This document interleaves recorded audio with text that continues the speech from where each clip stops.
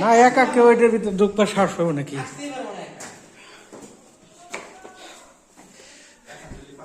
গা ছমছম করে একদম।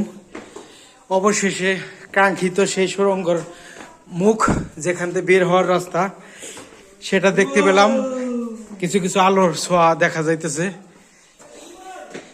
অনেক প্রতিকূল পরিবেশ পার হয়ে বহুত কষ্ট করে গোয়ার লাস্ট প্রান্তে আসলাম।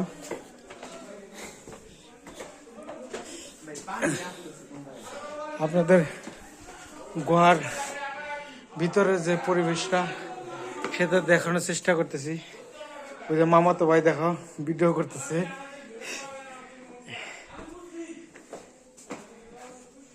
এগুলা মাটির মতো দেখা যায় একবারে। দেখেন